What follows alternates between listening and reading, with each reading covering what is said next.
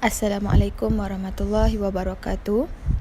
Hari ini untuk mata pelajaran tafsir Al-Quran dan Hadis, kita akan masuk kepada bahagian hadis. Okey, pelajaran 6 iaitu dalam tajuk niat. Mari kita baca bersama-sama hadis dan terjemahannya.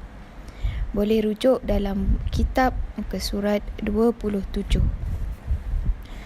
Bismillahirrahmanirrahim. An Amiril Mu'minin Abi Hafsin Umar bin Al-Khattab radhiyallahu anhu qala sami'tu Rasulullah sallallahu alaihi wasallam yaqulu innamal a'malu binniyat wa innama likulli imri'in ma nawa faman kanat hijratuhu ila wa rasulihi fahijratuhu ila Allahi wa rasulih وَمَنْ كَانَتْ هِجْرَتُهُ لِدُنْيَا يُصِيبُهَا أَوْ امْرَأَةٍ يَنْكِحُهَا فَهِجْرَتُهُ إِلَى مَا هَاجَرَ إِلَيْهِ. Riwayat Al-Bukhari dan Muslim. Artinya, daripada Amirul Mukminin Abi Hafsin Umar Al-Khattab radhiyallahu anhu berkata, saya mendengar Rasulullah sallallahu alaihi wasallam bersabda, bahawa sesungguhnya setiap amalan itu adalah dengan niat, dan sesungguhnya setiap orang akan mendapat pahala berdasarkan apa yang diniatkan. Barang siapa yang berhijrah kerana Allah dan Rasulnya, maka hijrahnya itu adalah kepada Allah dan Rasulnya. Barang siapa yang berhijrah kerana untuk mendapat ganjaran dunia atau kerana wanita yang mahu dikahwininya, maka hijrahnya itu adalah kepada apa yang diniatkannya.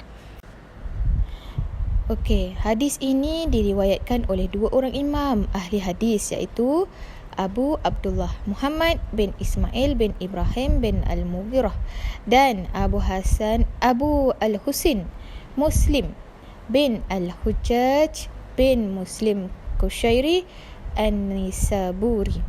Dan paling tinggi darjat kesahihan kedua-duanya adalah merupakan perawi hadis yang paling masyhur.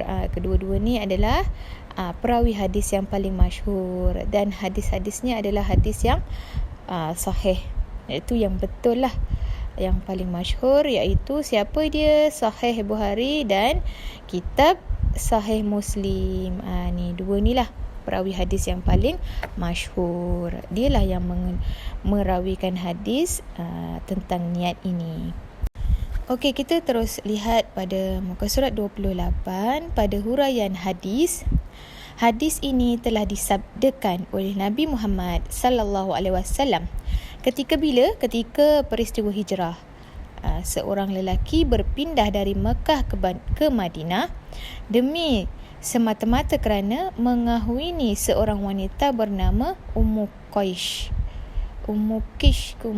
ni, dan tidak berhijrah dengan sebab Islam.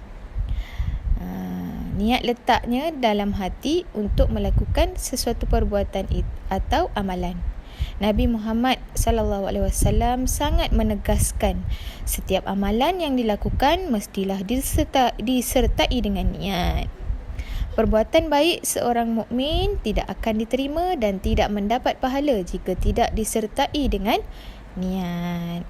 Niat adalah salah satu rukun dalam menunaikan ibadat seperti solat, puasa dan menunaikan haji.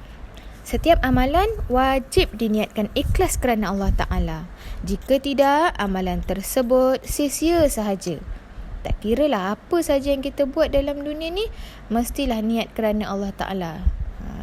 Jadi perkara itu bila kita buat, kita akan dapat pahala. Niat kerana Allah Ta'ala. Amalan yang baik dan bermanfaat disertai dengan niat yang ikhlas kerana Allah Ta'ala akan menjadi ibadat dan mendapat ganjaran pahala. Jika diniatkan kerana Allah, dapatlah pahala. Kan rugi kalau kita tak niat ni. Contoh kita nanti nak tolong cikgu angkat buku lah. tolong cikgu angkat buku ni sebab kita nak pahala. Kita bukan nak cikgu puji kita, tapi kita memang nak tolong cikgu kerana Allah Ta'ala. Nanti bila awak buat perkara tersebut, insya-Allah ganjaran pahala yang awak akan terima. Allah beri ganjaran pahala tu. Okey, seterusnya. Apa yang dimaksudkan dengan kita tengok dekat glosari tepi tu. Kalau awak tak ingat apa itu pengertian hijrah, boleh lihat dekat situ apa dia pengertian ikhlas, boleh lihat dekat kotak tepi tu. Kita terus kepada pengertian niat. Okey, niat pada bahasa keinginan atau tujuan. Pada istilah, keinginan seseorang dalam hatinya untuk melakukan sesuatu pekerjaan untuk mencari keredaan Allah. Ini kena hafal Niat tu apa pada bahasa? Niat tu bahasa Arab. Bahasa Melayu dia keinginan ataupun tujuan. Pada istilahnya, keinginan seseorang dalam hatinya untuk melakukan sesuatu pekerjaan untuk mencari keredaan Allah.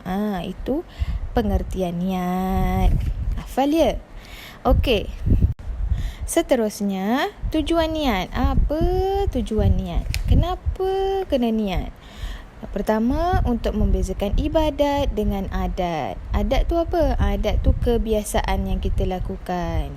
Ibadat, dia kalau kita buat, dapat pahala. Jadi kita kena niat. Jadi barulah jadi ibadat. Contohnya, orang yang menahan diri dari makan dan minum kerana hendak mengurangkan berat badan, dan dengan orang yang berpuasa kerana kewajipan di bulan Ramadan.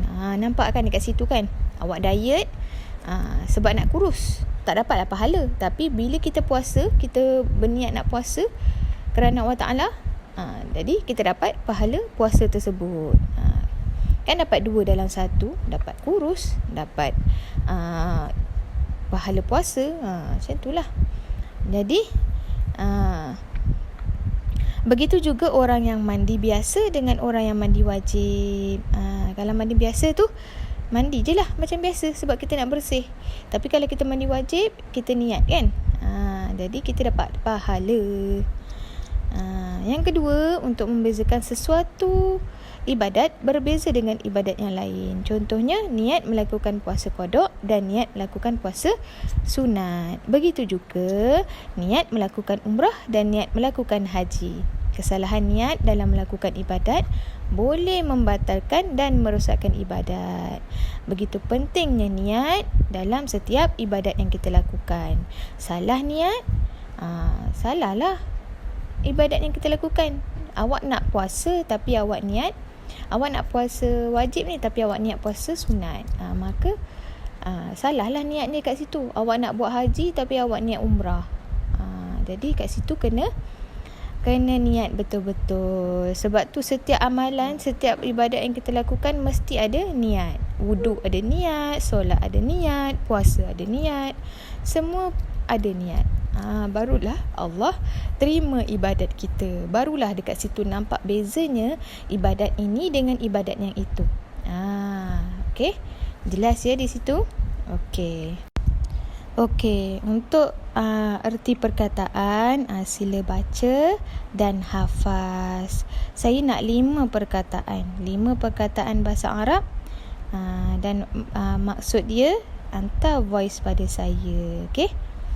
Pengajaran tu boleh lihat-lihat, baca apakah pengajaran daripada hadis ini. Okey. Itu sahaja untuk pelajaran kita hari ini.